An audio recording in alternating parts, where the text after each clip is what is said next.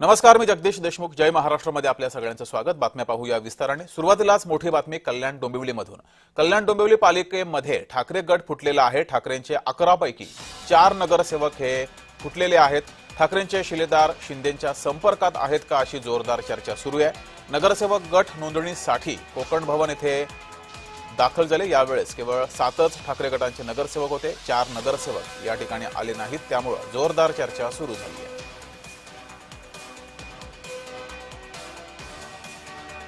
आहे की खरं आहे की आमचे 2 नगरसेवक आता आमच्याकडे कुठे दिसत नाहीयेत.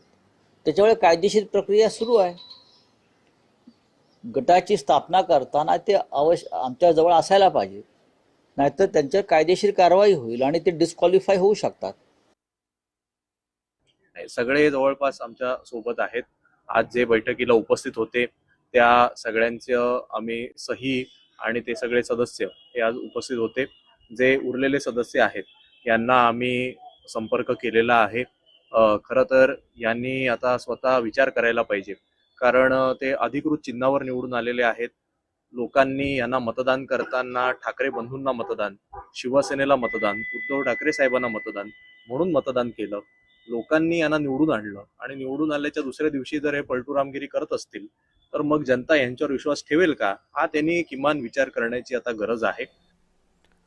अधिक माहिती घेऊया. आपले प्रतिनिधी किशोर पगारे आपल्यासोबत जोडलेले आहेत. किशोर, ठाकरेंचे आधी 2 आणि त्यानंतर पुन्हा एकदा 2 असे 4 नगरसेवक फुटलेले आहेत, गळालेले आहेत. काय नेमक्या घडामोडी कल्याण डोंबिवली पालिकेमध्ये घडतायत? नक्कीच जगदीश, ज्या पद्धतीने कल्याण डोंबिवलीमध्ये ज्या राजकीय घडामोडी घडलेल्या आहेत, उद्धव बाळासाहेब ठाकरे शिवसेना पक्षाचे 4 नगरसेवक जे आहेत ते नॉट रिचेबल झाले आहेत. कालपर्यंत जे आहे ते 2 नगरसेवक जे होते ते नॉट रिचेबल होते, पण आज जे आहे आज जवळजवळ अजून 2 नगरसेवक नॉट रिचेबल झाल्यामुळे राजकीय चिंता ठाकरे गटाची वाढलेली आहे. आणि सगळ्यात महत्वाचं म्हणजे हे 2 नगरसेवक मनसेच्या संपर्कात आहे अशा राजकीय चर्चा सुरू झालेल्या आहे. मात्र मनसेकडून कोणत्या प्रकारचा दुजोरा त्याला दिला जात नाहीये. मात्र हे 4 नगरसेवक जे नॉट रिचेबल झालेत, त्यामुळे आता उद्धव बाळासाहेब ठाकरे पक्षाची नगरसेवकांची संख्या ही 7 झालेली आहे.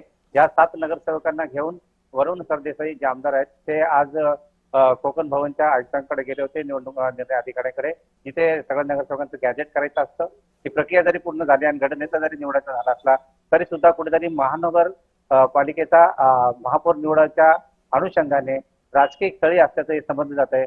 मात्र कल्याण डोंबिवलीमध्ये ज्या प्रकारे भारतीय जनता पार्टी आणि शिवसेनेला यश मिळालेलं आहे, त्यांना जर समजा स्वतःच सरकार जर स्थापन करायचं असेल तर जादुई आकडा गाठण्यासाठी 62 आकडा करावा लागेल. त्याबद्दल आपण गोपाळ लांडगे यांच्याशी बोललो, जिल्हा प्रमुखांशी. त्यांनी सांगितलं की आम्हाला आमची युती आहे, त्यामुळे आम्हाला कोणत्याही प्रकारची असं करण्याची गरज नाही. मात्र मग किशोर, नेमकं कारण काय आहे ठाकरे गटाचे हे 4 नगरसेवक नॉट रिचेबल असण्याचं आणि गळायचं? राजकीय वर्तुळात ह्या चर्चा आहे की शिवसेना शिंदे गटाने 2 नगरसेवक आहेत. 2 नगरसेवक जे आहेत ते मनसेच्या संपर्कात आहेत. मात्र खरं कारण काय हे समोर येत नाहीये.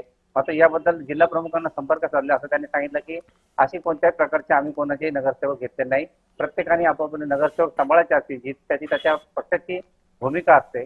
मात्र खरंच जर समजा ह्या 2 दिवसात हे चित्र स्पष्ट होईल की जर शिवसेनेला जर हे स्वतःचं सरकार कल्याण डोंबिवलीमध्ये स्थापन करायचं असेल किंवा भारतीय जनता पार्टीला करायचं असेल तर त्यांची ताकद ते हे वापरणार, आणि या वापरण्याच्या दृष्टिकोनातूनच आपल्याला राजकीय गणित काही दिवसातच 2 दिवसातच स्पष्ट होईल.